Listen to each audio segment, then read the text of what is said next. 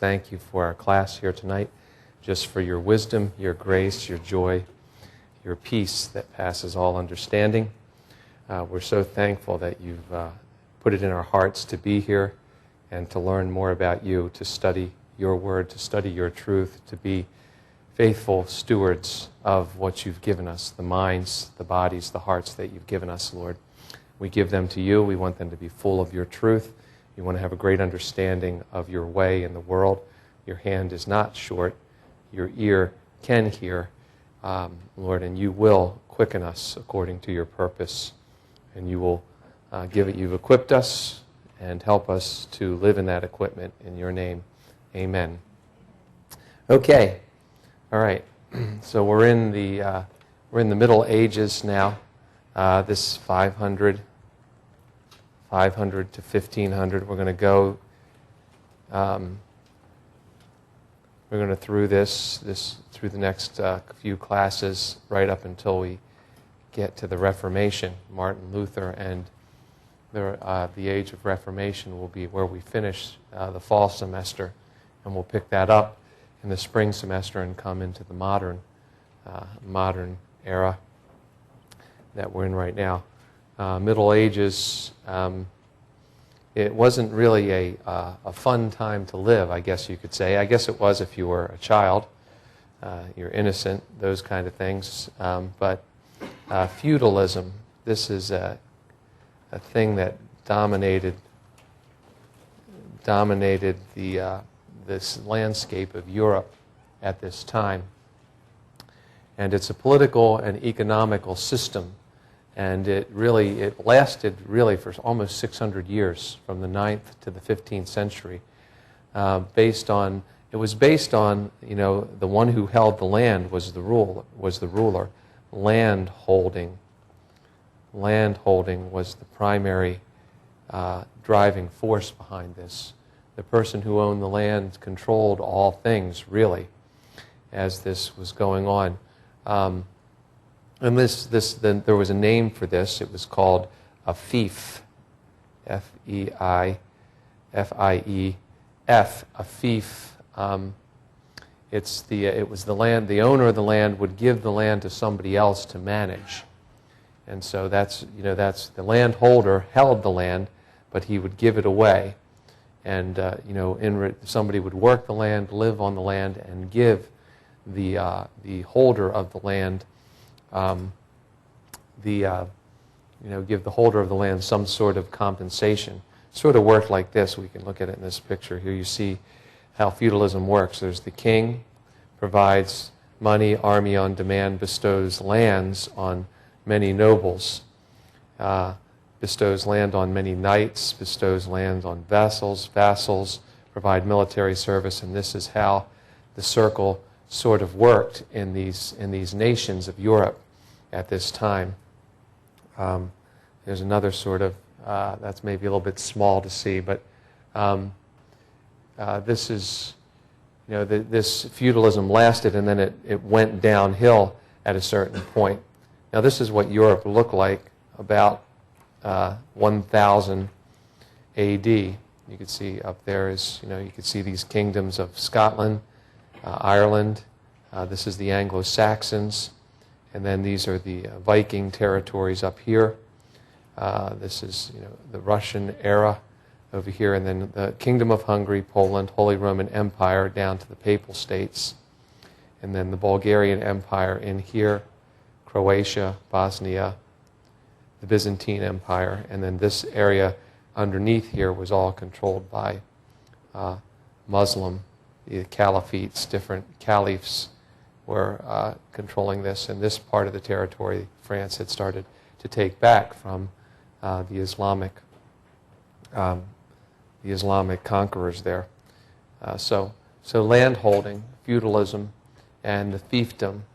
The Lord, you've heard this, the Lord, not the Lord, but Lord, small l, not the Lord. But he was a military leader, and he reigned over the vassals. So this is the system that had. So you could see this is a real, confusing system, a web, sort of like a little pyramid going down that you have. But The Lord was sort of the supervisor. He was like sort of, let's say he's the chief, the military chief, and the vassal was sort of an under chief. And he served his primary way of serving his Lord was with military protection of the fief, and then also serving the king of the territory there in military things. The person at the bottom of the list was a serf. Maybe you've heard this term, S-E-R-F, serf. He was a worker who worked the land. Okay, these people worked the land. They worked the land for the vassals, for the lords, and for ultimately the landholder. Okay, so we have this. This way of life was really based on how much territory you owned. The territory was really the center of all of the territory was the center of all of life. So you'd have this sort of village center. You wonder how our towns started. You had this sort of village center, or whatever it is, manor. Let's call it a manor. And around this, you would have different plots of land that were around the center of the city or the center of the town. There, and the serfs would work these different pieces of land. Some of the land they'd work for the Lord, who was here and there with them. There was usually a church attached to this, and some of the land they were given to work for themselves. And it wasn't easy work. It was hard work. It was the age of the Middle Ages is one of constant strife. You have different tribes rising in power. You have different lords trying to take over more territory and increase their land holding. You had a church that was centrally run from Rome that was imposing taxation and offering and tithing, that kind of thing, on all of the servants, usually using this system. Like the church was here, the Lord lived here, then there was a church here, and these people really were, controlled by this land. It was really almost a caste system. A serf could not become, it was very hard for a serf to raise the money to buy the land that he was working. So a serf and his children usually stayed in this place, really from the time they were born to the time they were died. To the time they died. It was very possible that the parish priest that was in this church would baptize a serf and then bury the serf. And their work was, because of the hardness and the kind of work that they had to do, it was, it lent itself to an early death, really. So let's talk about, just so that you get excited here at the beginning, let's talk about, the knights and those kind of things. There you go. Armor. We had that in the church service yesterday. I figured I'd armor up my class tonight. And this is not the spiritual armor, but we could read that in Ephesians. But these are the different kind of pieces. They all have fancy names. That looks like just a shoulder pad. We call that today a shoulder pad. They call it a guard brace. Not quite sure about that, but I'm not sure that would have helped any quarterback yesterday. And that wears that. But anyway, you can see how they're, you can see this is what they marched into war with. That sort of looks like, I'm sorry, that guy looks like RoboCop.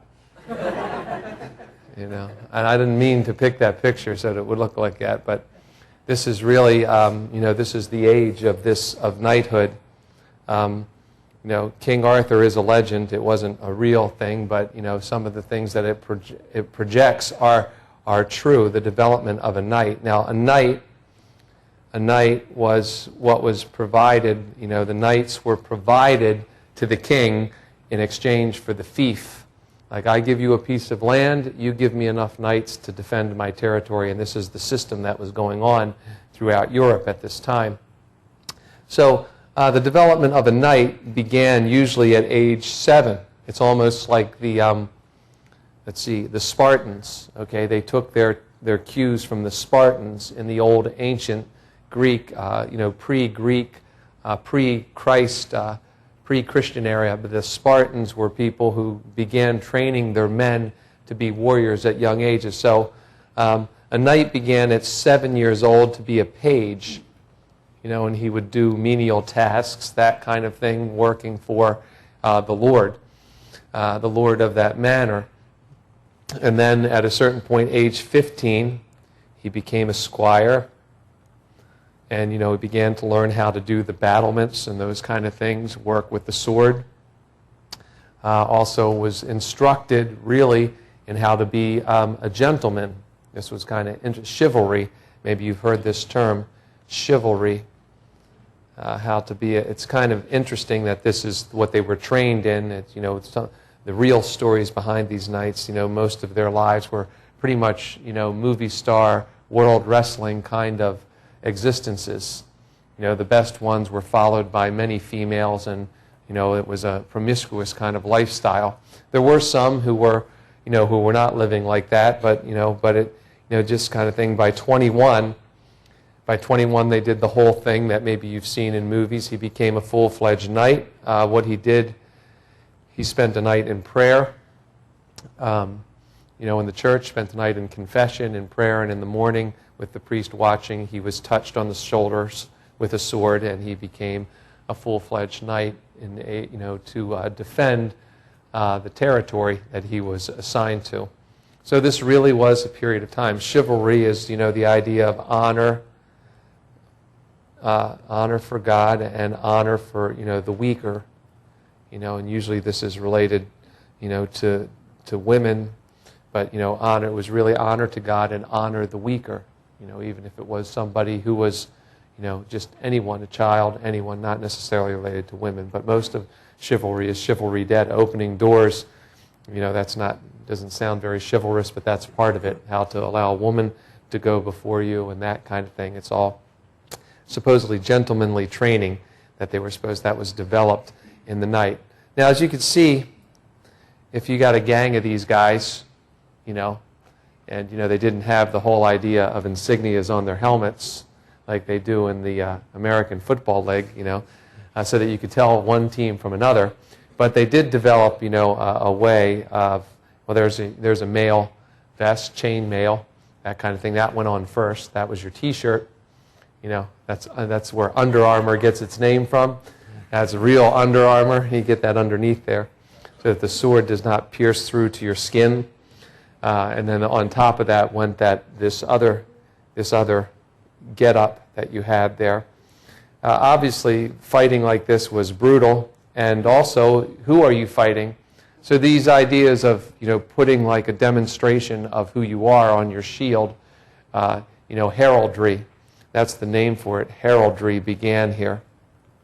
And this developed the idea of a coat of arms, and some families have, some European families can trace, something about their ancestry through a coat of arms. So, and that's what we'll see here in the next thing. This was like the shield.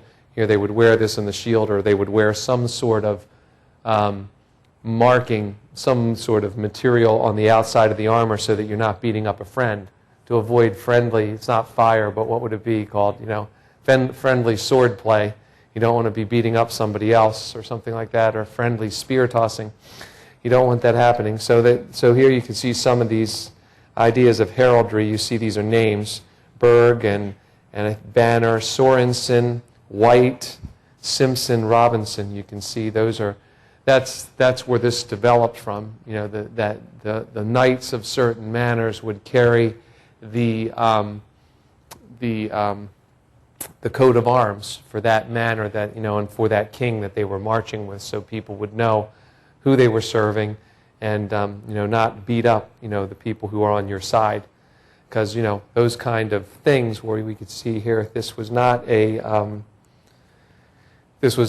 modern warfare. This was not bloodless warfare. This was the horses seemed to get the worst of this. It seems to me they wore armor. They marched into battle this way. You see that's not a real unicorn. That's a metal post on the horse's thing there, right there. And this is this was also to keep themselves in shape. This was the tournaments. They had tournaments, and usually 2 or 3 knights would die just in the tournaments because of the violent collisions that resulted in this. And it was, it was really just built on the same principle of the gladiators.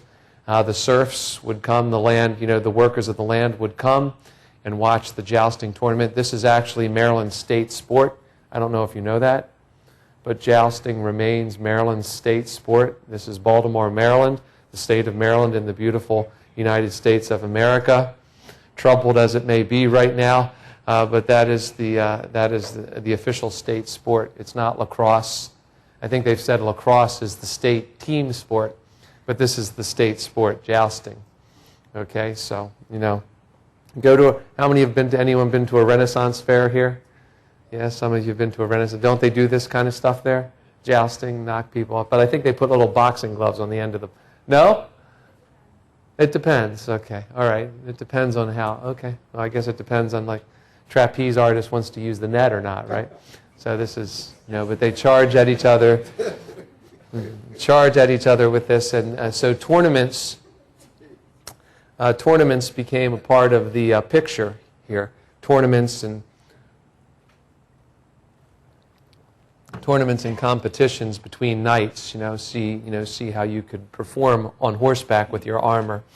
So that's, this is a part of the life during these days. Really. I mean, the church. You see the church in the background there. The church in the background, but the church is not really influential in this. It's like it's a part of the system. In fact, one of the largest landholders in Europe at that time was the church, because people would be passing into eternity and would think by giving their land to the church it might guarantee them passage into heaven.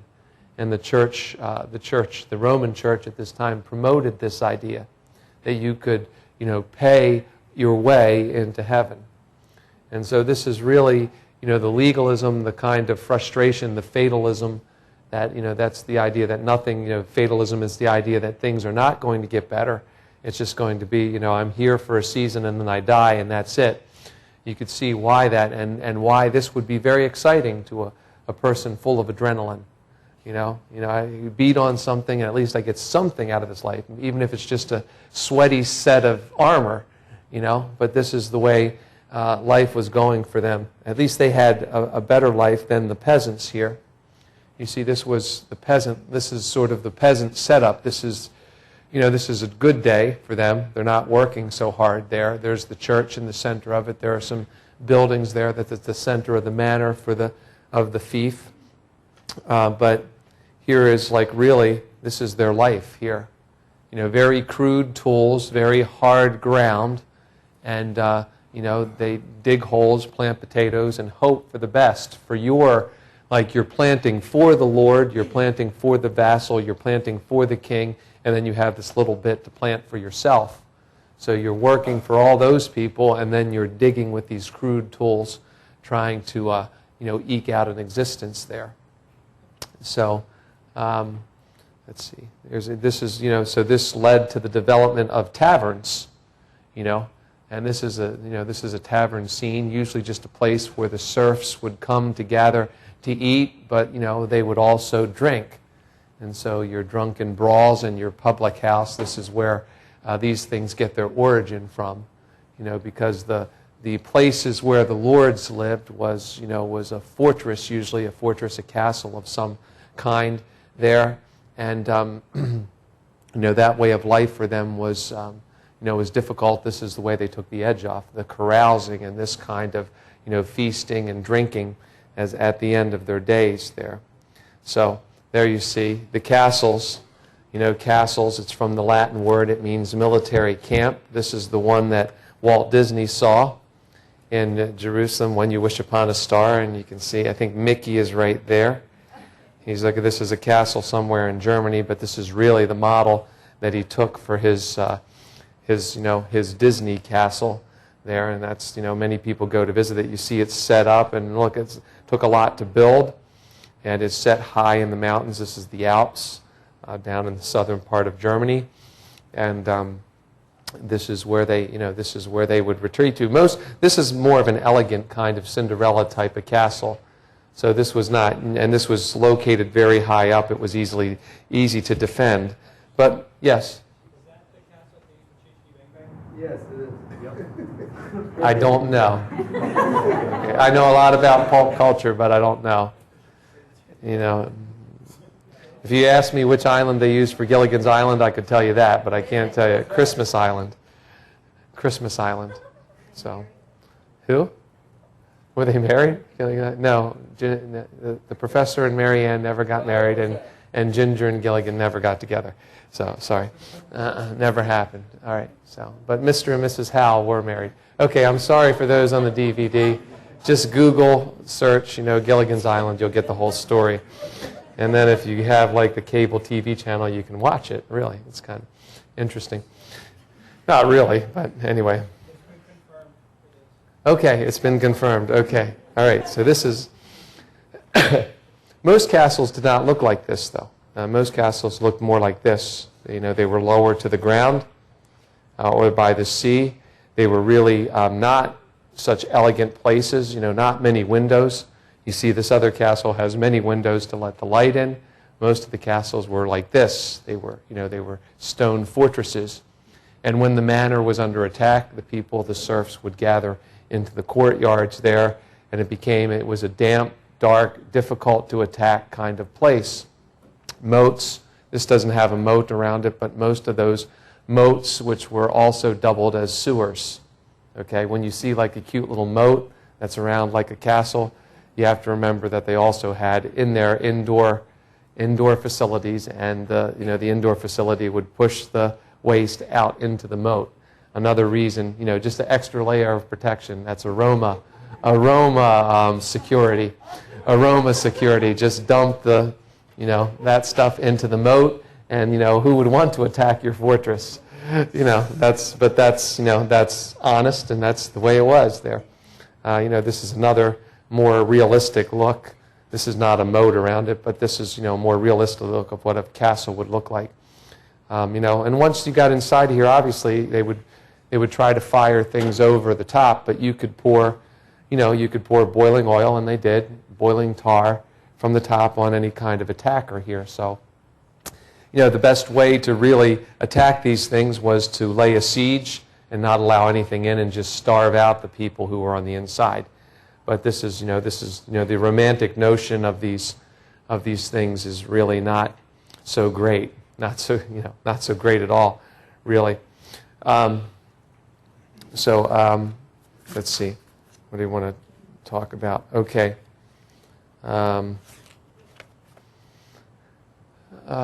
The church. Each manor had its own little church. The noble and the serf were really tied to, the Roman church that was ruling from Rome, obviously.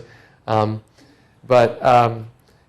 believed that the idea, what they were being told, the priest that was in the church held the keys to heaven. And that's what they thought. The priest held the keys to heaven with the sacraments, and it was a very, just given the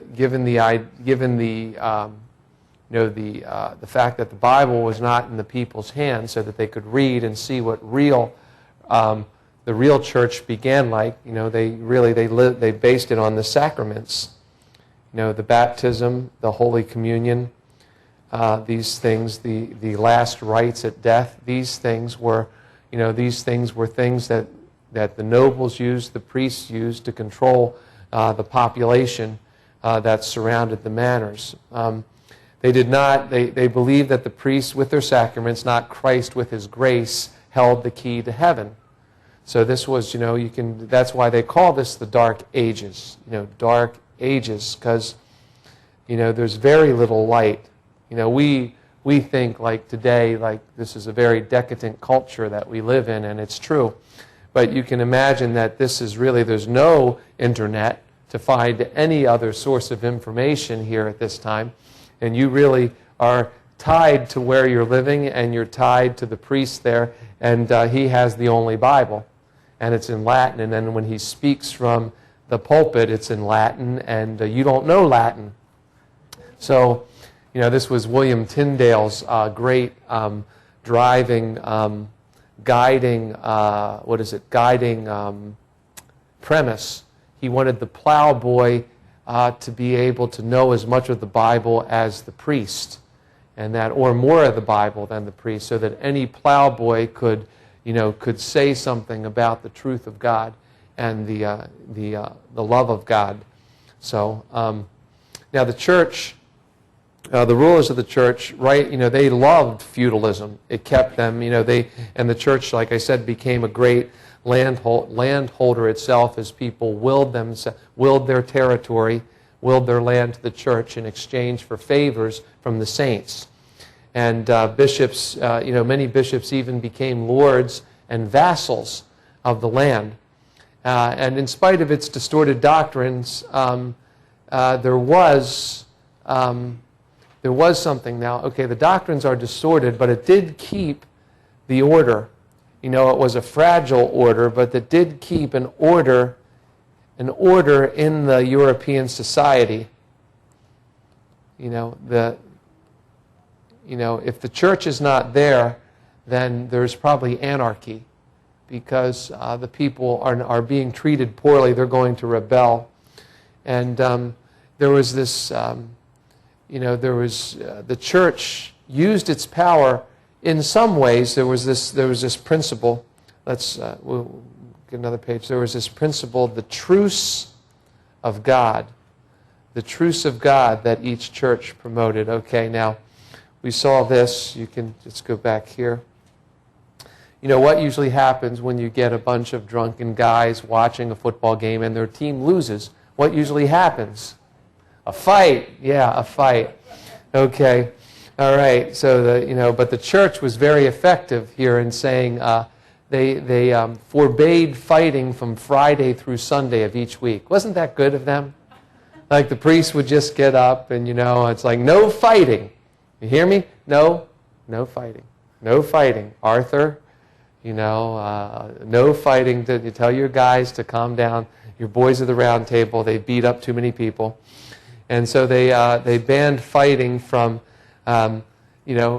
Friday through Sunday, and then that period was extended from Wednesday evening to Monday morning. So you only had 2 days to fight now. Tuesday, all day Tuesday you could fight, and then Wednesday morning until dinner time you could fight. But after that, no fighting until the next Monday. And then Monday morning you could. Well, I guess that's right. You got Monday. That's probably the essence of Monday Night Football. They were allowed to fight again on Monday night. It's probably where it got its beginning. I'm sorry. It's all right. It's all right. Just give me. I'm a grandfather now. I can get away with anything. I just got to tell you, it's all that they tell you it is. It's just like, dirty diaper. There you go. I did that for the first time today. I sense some activity here. Of course, my wife, she wanted to change the diaper for the first time, so she did. So that was, as a grandmother, that was a pretty... Okay, anyway, back to the stories here. I'm sorry. Okay. The church also, so the truce of God, this was this prohibition, prohibition on fighting or carousing, whatever you want to call it, prohibition on fighting. And then there's also this other thing called the peace of God that they held these. This is the church. They're using their authority to proclaim this kind of power that they have. The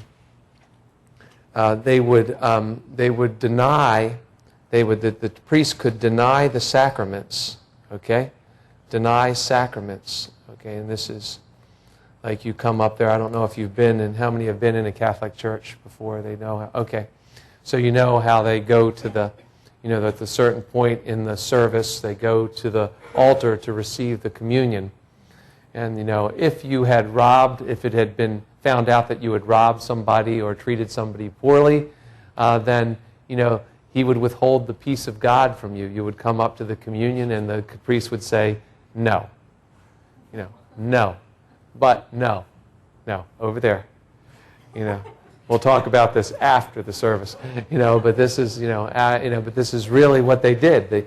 They would withhold the sacraments from the peace of God. They would deny the sacraments from they would not just use it on the serfs. They also used it on the vassals and the lords. Like if a serf had been treated badly by the vassal, the priest, if he had enough guts, he would withhold a sacrament from the vassal or the lord. For the most part, they were in this politically. They were very well connected, so that didn't happen so much. But there were some priests who exercised more of their authority. So in this way, in this way, there was a sense of kind of a perversion. It's a perversion, obviously, of the Word of God, but they were maintaining some semblance of sanity in this medieval culture. The serfs were generally too tired to do anything but go to the tavern and get drunk a little bit and then go home and sleep it off and get up the next morning. That was pretty much their lifestyle. Go to church every week, that was enough for them. Seemingly, and that's what the priest said, and they weren't really offered any vision of God, any vision of Christ, any kind of way out of the life that they were living. So really, it's a dark time. We just have to believe what God says in His book, believe what Psalm 19 says, believe what Luke 3:6 says, and just believe that these people got some sense of the salvation of the Lord. The Bible promises that all flesh shall see the salvation of the Lord. That's Luke 3:6. And then Psalm 19 says that the Son, well, you can read it here. You think about it. Whenever you read these stories, you're always wondering just how did people get saved in that time? How did people know? Psalm 19 answers this question for us very well. Starting with verse 1, the heavens declare the glory of God, and the firmament shows His handiwork. Day unto day utters speech, night unto night shows knowledge. There's no speech nor language where their voice is not heard. Their line, the sentences of God's glory is gone out in all the earth, and their words to the end of the world. In them He has set a tabernacle for the sun. So we just have to believe these words from God. You just believe the book. It's like if you'll drive yourself crazy trying to figure out how did those people get saved. We just have to look at the Bible and say, God knows, God cares, and God is just. So no one will go into the lake of fire who has not really been confronted with the reality of the Savior. All flesh shall see the salvation of the Lord. That's what my book says. That's what I base my arguments on. And right here, if someone is watching the sun come up, if a serf is watching the sun come up and he's digging that up and he's seeing that, oh, there must be a God, and if that God is there, I wish He would have mercy on me. And we don't know at what point. Only God knows at what point of salvation that is. That's how I handle also natural disasters or plane crashes. We don't know, but we know that maybe somebody on that plane, knowing that this is it for them, would cry out to the Lord and say, Lord Jesus Christ, have mercy on me. And we have an example of that happening in the Bible, and his name is the thief on the cross. All right, this is it. I'm going to make one good decision here, and let's see. Let's just, I've rolled many dice in my lifetime. I've rolled people who've rolled the dice the wrong way and stolen their money, and here I am next to the only perfect person I've ever seen. And there must be some reason why they put him here next to me. And, that thief on the cross went into paradise that day simply by exercising faith in the man hanging next to him. So we just believe that God uses the sun and the moon, and He speaks to people on many levels. And, if He came to these, in this dark age, in these dark ages, there was the light of God somehow getting through to people's hearts and minds. It has to be that way. We have to believe that. So the other thing is that everybody believed in one God. It was like really one God. One God. They believed in Jesus Christ. They saw Him. Unfortunately, their church was probably set up as most Roman churches are, with a cross and Jesus is still on it. But at least they have an understanding that there is somebody who was on the cross for them. They believed that, they believed that it was he who established the absolutes of right and wrong, and he would judge every man according to his deeds. So these people had come from barbaric backgrounds. Many of these people who are now living in Europe had come from barbaric backgrounds. They had worshipped, other things, pantheistic things, the earth, the forces of nature, and now they at least were getting a glimpse or a sense of the gospel somehow. And this general belief in the God of the Bible was there, and it kept the society from utterly collapsing. It kept the unit there together. I'm not saying it was right, but I'm saying that God's hand was in it. Okay? And God permitted it for some reason, whatever. He would allow this time and this age to play itself out for some reason. And during this age, we just, we'll meet people in the kingdom who were, saved at this time. Now, the Bible speaks of these kind of things, the landholders and the kind of oppression, the landowners. And we can read in Proverbs 3:31. That's the sorry thing about this. The serfs could never read this, but we can read this. We understand what God says about oppressors. Envy not the oppressor, and do not choose any of his ways. It says in Proverbs 3:31. So this speaks of this kind of authority, this wrong kind of exercise of authority, the oppressor. In a lot of ways, these people were being oppressed by both the landowner and the church at the same time. The church was really forcing them to be a part of their congregation. It was an enforced congregation that was there. But the Bible tells us we don't envy those oppressors. We don't envy their situation. They can't sleep at night. What's it says? Wealth has wings, and it causes a man to think, to sleep. I think I'm mixing two proverbs, I'm sorry. But the one proverb says, wealth does have wings and fly away, and that the man that has it really rarely gets a good night's sleep. That's an Andrew Lona's translation. But it means that you'll find something in there, you'll read it one there, and you'll go, oh yeah, it's there. Just read for the Proverbs the next month, and you'll find it.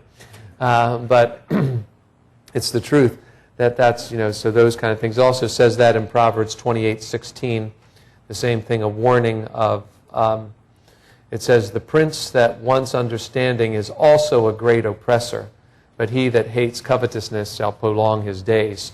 So there you see, this is a warning maybe to the person, the landowner, if they would hear this word. Proverbs 28:16, the oppressor. The oppressor who doesn't have understanding is a great oppressor. So usually the ignorance of the oppressor, the person who doesn't know the Word of God, a person who doesn't, it makes sense that he would oppress people. He has the power, and people with the power generally flex their muscles if they do not have the understanding that comes from the Bible. But we who hate covetousness, that means the desire, we don't. This is like a medical verse for us. Envy is as rottenness to the bones, is another proverb, and this is a warning to us. When you see people of power exercising that power wrongfully, don't covet that, and don't get so exercised that you are consumed by the desire for that kind of power, because it'll shorten your life, really. That's the thing that it says here. And then Isaiah, my favorite book of the Bible. It's the name of my grandson, Isaiah. So we'll just say it, Isaiah. Isaiah. Okay, it's all right. This is only going to last for about 6 or 8 years. So, because I intend that there's going to be a lot of grandchildren coming my way. So, and they're all going to be named for prophets. I've just decided that today. The kids don't know that, but they're all going to be named for prophets. Next one will be Jeremiah. And then, we'll get back. Maybe we'll forget Jonah. We won't name anybody after Jonah. Okay. Isaiah 9 says this. The Dark Ages. This is, what do we say to the Dark Ages? Okay, here's the answer for the Dark Ages. It's from the Bible. Well, first, leave your finger there. In Revelation, we see that this idea of feudalism really never leaves society. because this is really the essence of the mark of the beast, is feudalism. Like, you can't buy or sell unless you have my coat of arms or my mark upon your head and your hand. It says here, and he causes all, both small and great, rich and poor, free and bond, to receive a mark in their right hand or on their foreheads, that no man might buy or sell save he had the mark or the name of the beast or the number of his name. So we see the idea of feudalism will rear its head again. It's like, and actually, when you I found in looking for some of the pictures that I've used here, I found a couple of websites that had feudalism works. It's like, they had T-shirts that says feudalism works. And I'm like, oh, okay. I'm trying to think, really the collectivization, that's a big word. But what that was a part of the communist system in the Soviet Union, where people give up their land and the state owns the land, and then the people would farm the land. And the collective farms, the collective was what it would be. So, they would put people on farms and force them to work and bring all of the produce, and everyone would share that produce. And so that is also the essence of feudalism. So the answer for the Dark Ages here is found in Isaiah 9. It says, "Nevertheless, the dimness shall not be such as it was in her vexation, when at the first he lightly afflicted the land of Zebulun and the land of Naphtali." That's the north part of what's known as Israel today, or what was Israel. It's like Jerusalem is down south. If we draw the picture like this, sort of like, Israel, this is the Sea of Galilee. Up here in the Sea of Galilee, Jerusalem is down here near the Dead Sea and the Jordan River. But up here is where the tribes of Zebulun and Naphtali, and Nazareth is right here. Capernaum is right here on the Sea of Galilee. So Jesus was born here, spent most of his ministry in this territory up here in this area of Zebulun and Naphtali, beyond Jordan and Galilee of the nations. The people, verse 2, "The people who have walked in darkness have seen a great light. They that dwell in the land of the shadow of death, upon them has the light shined. You have multiplied the nations and not increased the joy before thee according to the joy in harvest, and as men rejoice when they divide the spoil. For you have broken the yoke of his burden." This is the promise of the Messiah. "The staff of his shoulder, the rod of his oppressor, as in the day of Midian. For every battle of the warrior is confused noise, and the garments rolled in blood." That's really just like you can read here. If you read this, you get a really good sense of what it was like to live in the Dark Ages. Lots of blood, lots of oppression. But this shall be with burning and a fuel of fire.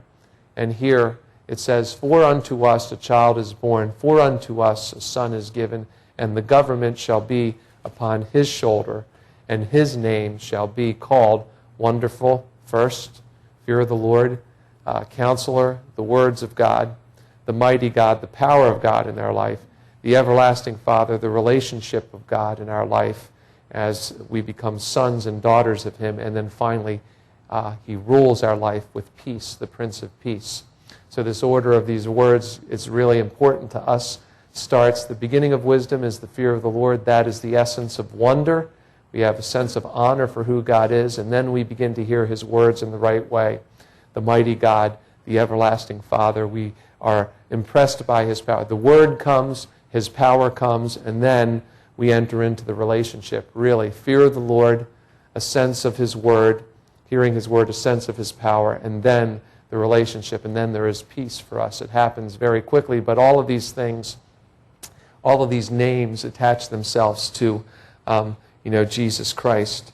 And so, let's see, "And the increase of his government and peace there shall be no end upon the throne of David and upon his kingdom, to order it and establish it with judgment and with justice from henceforth even forever. The zeal of the Lord of hosts will perform this." So God is zealous. God is zealous to bring this. So this is Isaiah 9, and then 1 to 6. So God is zealous to bring this light into a place where there is darkness. So these people had great darkness. They really had a difficult life.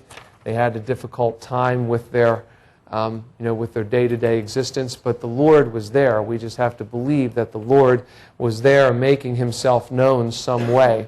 And if it was just in one small word from the priest that maybe wasn't spoken in the way that our preachers speak it, it was spoken, and maybe the Spirit of God did something. We have to believe that the Spirit of God did something for these people. So let's go here. Let's see if we got anything more here. So castles, beautiful castle. Okay, so we'll see. Okay, all right. Let's do this now. We'll just take a break right now, and then we'll enter into a discussion on the Crusades, which is another part of history. This is the next kind of exercise of the church. The church is going to organize the church. The church, it has this system, it has the knights that have been raised up, it has these armies, and now it's getting into its mind that we should go and take what the Muslims have taken from us, which is the lands of our Lord. So the church is going to exercise its next power in organizing these marches to the Holy Land. So, all right, let's take 10 minutes, and you can come back and we'll talk about these marches to the Holy Land. All right? Thank you.